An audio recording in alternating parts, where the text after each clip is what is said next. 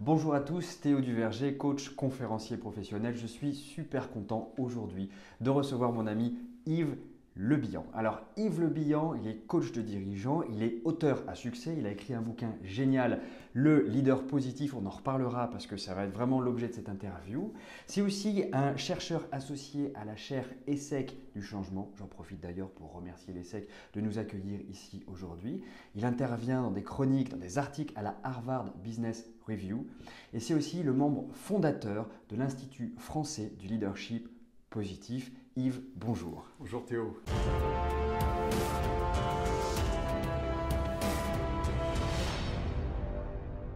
Je suis super content de te voir vraiment parce que j'ai dévoré ton livre.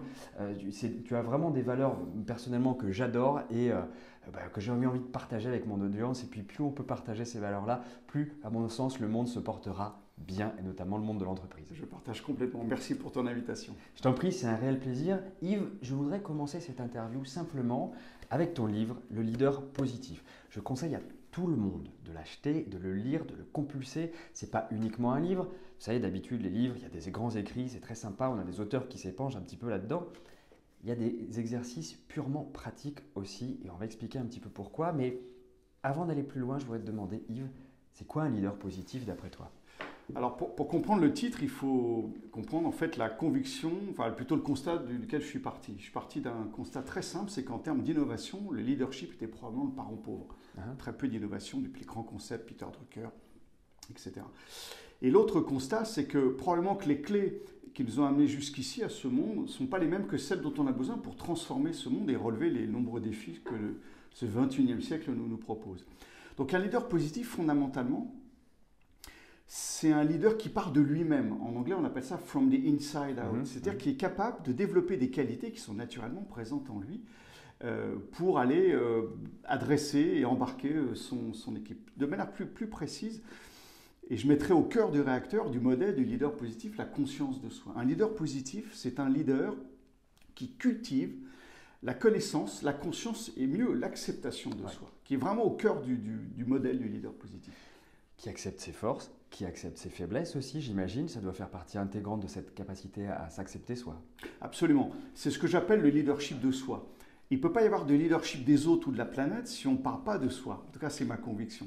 Donc, parmi les qualités essentielles, me semble-t-il, d'un leader positif, c'est vraiment la capacité à se reconnecter à soi, à qui il est, avec ses failles, ses faiblesses, ses vulnérabilités, aussi ses convictions, ses forces et ses valeurs personnelles, absolument. Exactement. Vous voyez pourquoi on s'entend très bien dans mes conférences. Je passe mon temps à marteler la même phrase. Pas de leadership sans self-leadership. C'est impossible. Absolument. Impossible.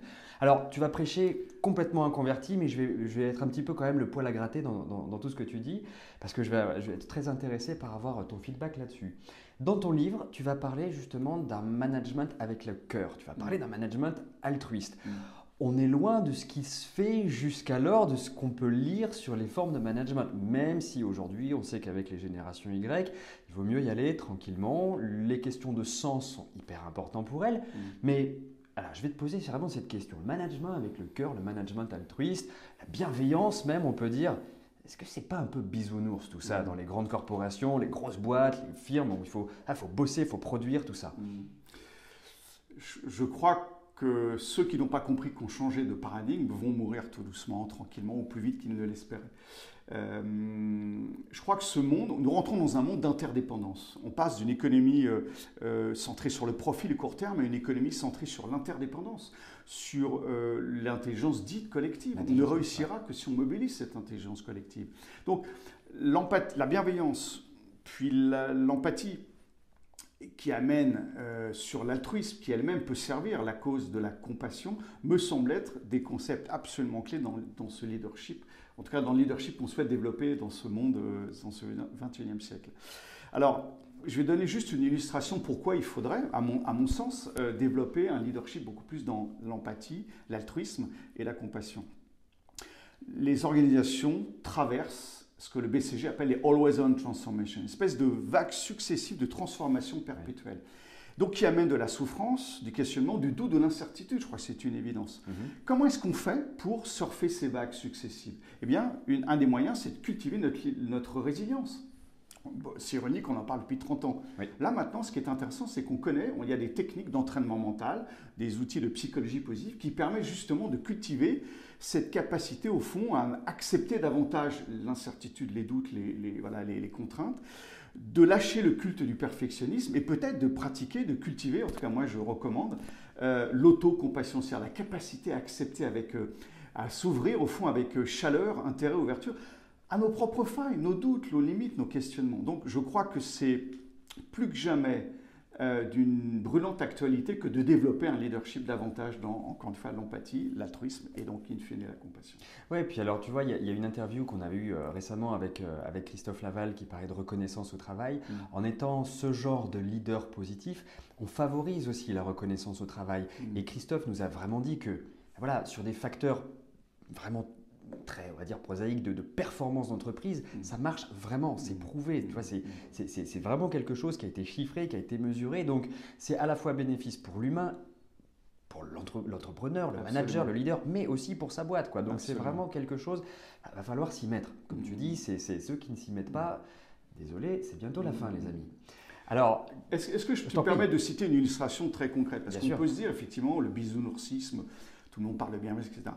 Il y a une recherche faite par le cabinet KWR auprès de 84 entreprises qui a démontré que dans toutes les organisations dont les dirigeants étaient ou manifestaient plus d'intégrité, de compassion, d'altruisme, généraient un retour sur actif 5 fois supérieur à ceux qui ne l'étaient pas. C'est énorme. Sans parler du bienfait de la santé mentale, physique, psychologique et in fine de l'engagement et la performance des collaborateurs. Donc tout est démontré maintenant. Il faut juste, je pense qu'il faut faire lever des blocages antérieurs et libérer ce leadership que l'on a tous en nous, me semble-t-il. Et ça commence à arriver. Et ça m'amène gentiment sur cette autre question. Parce que voilà, pour amener du leadership positif, tu as parlé tout à l'heure, tu dis effectivement, il y a des outils. Toi, tu vas être dans le mindfulness, dans la méditation, la psychologie positive et les neurosciences. Et les neurosciences, effectivement. Tu vois, moi, je suis connu, quand j'arrive en entreprise, pour pratiquer l'hypnose. Et j'ai souvent 3 types de réactions. Quand j'arrive dans les boîtes, soit on me regarde avec des gros yeux, c'est qui ce gourou? Premier. Alors ceux-là, je sais que c'est ceux qui vont bientôt disparaître parce qu'on l'a dit, hein, c'est la fin. Donc il faut s'y mettre maintenant, les amis. J'ai l'autre réaction qui est chouette, vous allez nous faire la poule. Donc tu vois, ils ont complètement une pensée négative, voire complètement erronée de ce que peut être l'hypnose, comme moyen de performance individuelle, voire même de performance interrelationnelle, de performance collective. Et puis j'ai aussi cette 3e réaction, et celle-là je voulais t'en parler, qui est que je vois des managers, des grands leaders, parfois même des très grands patrons, qui me disent « il ne faut surtout pas que ça se sache que je pratique ça ». Alors je voulais savoir, toi, quand tu arrives avec tes exercices de mindfulness, de neurosciences, de bienveillance, de leadership positif, tout ton arsenal d'outils, comment c'est pris, toi, aujourd'hui, quand tu arrives? Quel accueil on te réserve? Alors, il y a souvent plusieurs réactions qui dépendent d'ailleurs du propre cheminement personnel des interlocuteurs. Je veux dire par là que dans toutes les organisations, il y a des femmes et des hommes qui sont intimement convaincus de ces approches ou d'autres approches et qui ont envie d'essayer et de développer. C'est souvent par la périphérie que l'on arrive à transformer les organisations. Il y a toujours, on rencontre dans toutes les organisations que nous accompagnons, toujours des leaders ou des managers ou des collaborateurs qui disent « oui, mais ça, j'y crois, j'ai envie d'essayer ». Donc, très souvent, c'est vrai, mais c'est en train de changer depuis 5 ans, je l'observe en tout cas. Le questionnement, en tout cas, ces approches génèrent un certain nombre de questionnements personnels. Mais je vais te dire un truc, moi je suis convaincu que ces approches-là, comme d'autres, nous renvoient un peu en miroir grossissant nos propres peurs. Complètement. Et finalement, sauf exception, je n'ai pas vu de personnes qui étaient opposées à ces approches-là, notamment le modèle leader positif. Par contre, c'est vrai que ça peut secouer, mais quand on montre qu'il y a des preuves scientifiques, 20 ans de recherche, qu'il y a des programmes qui existent, qu'il y a des entreprises qui l'ont expérimenté et que ça marche, bien sûr, en termes de comportement beaucoup plus engagé, inspirant et in fine performant, alors il y a de bonnes chances que les gens s'y mettent. Voilà. Entièrement d'accord avec toi. Et puis tu as donné un mot sur lequel je rebondis, c'est le mot peur, qui à mon sens aujourd'hui est un vrai nœud de convergence, on va dire, d'énormément de problématiques en entreprise. On a la peur des managers d'être bouffés, on en reparlera un petit peu plus tard, la peur des managers de perdre leur place, la peur des managers de perdre la face, ces peurs qui sont finalement des peurs viscérales, des peurs ancestrales, peur du rejet, peur de manque de reconnaissance, etc. Et aujourd'hui, effectivement, des techniques de mindfulness, des techniques d'hypnose, mais on peut élargir le PNL, l'énéagramme, tout ça, ça intervient pour combattre ces peurs véritablement fondamentales, donc à terme, améliorer les relations interpersonnelles. Donc à terme, améliorer les performances, diminuer la souffrance au travail, améliorer l'implication des travailleurs à l'intérieur de l'entreprise. Quel est ton avis, toi, par rapport à tout ça? Comment tu vois aujourd'hui ton travail en tant que combattant de ces fameuses peurs fondamentales? Alors, tu me permets, je ne suis pas tout à fait d'accord avec toi. Je crois qu'effectivement, l'émotion dominante de ce 21e siècle, c'est la peur. L'anxiété, l'incertitude, la complexité, l'angoisse de ce monde émergent, de cet avenir absolument incertain.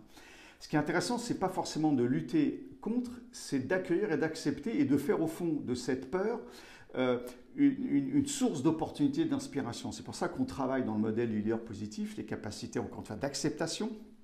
On fait l'exercice, par exemple, de la frise de la résilience. C'était vraiment d'essayer de nommer des événements qui nous ont été douloureux à un certain moment donné, dans la vie pro ou perso, et qui révèlent peut-être des cadeaux cachés, des enseignements, des leçons. Donc, on travaille également lâcher le perfectionnisme, parce que la transformation perpétuelle ne souffre pas de la quête de perfection. Il faudrait passer de la perfection, de l'excellence à l'optimum. Ouais. Et enfin, 3, combattre ou accueillir plutôt avec chaleur, ouverture et intérêt nos peurs, mais aussi nos doutes, nos convictions aussi, mais nos failles, notre vulnérabilité me semble être, dans un monde absolument émergent où il faut passer de sachant à apprenant, me semble être vraiment une qualité à travailler. Bien sûr. C'est un débat de vocabulaire, mais finalement qui n'a pas lieu parce que je suis entièrement d'accord avec toi. La peur, moi je le vois généralement quand j'accompagne les gens, vraiment 2 solutions s'offrent à eux, c'est soit l'éviter, soit demander à quelqu'un de la combattre à leur place. Tu vois, de se dire, par exemple, j'ai peur d'une araignée, je vais te demander à toi de venir l'enlever du mur. Alors que si tu accueilles cette peur et que tu commences à l'apprivoiser quelque part, bah, tu commences à en faire vraiment une force.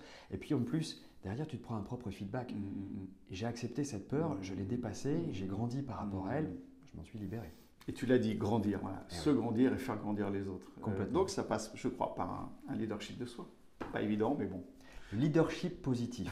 Dans ce livre, vous allez trouver mais vraiment des études passionnantes sur vraiment comment ça marche le leadership positif, mais pas uniquement. Des méditations guidées, vous allez trouver des véritables exercices vraiment de travaux pratiques sur vous-même. C'est à la fois un livre de management, un livre sur le leadership et un livre de développement personnel. Est-ce qu'on peut dire ça comme ça, Yves? C'est absolument ça. Et on pourrait être complet. Je reverse une partie de mes droits à des associations humanitaires. Donc en l'achetant, vous faites aussi un bon geste. Voilà, pareil. Encore quelqu'un qui devrait être remboursé par la sécurité sociale. Je vous remercie, Yves, je te remercie vraiment pour ton temps, c'est extraordinaire de vraiment ce partage, merci beaucoup. Et puis voilà, j'espère que ça vous a donné beaucoup de valeur. Abonnez-vous à la chaîne, mettez des likes, partagez, diffusez complètement ce genre de message, ça profite à tout le monde. Je vous dis à très bientôt. Merci Théo.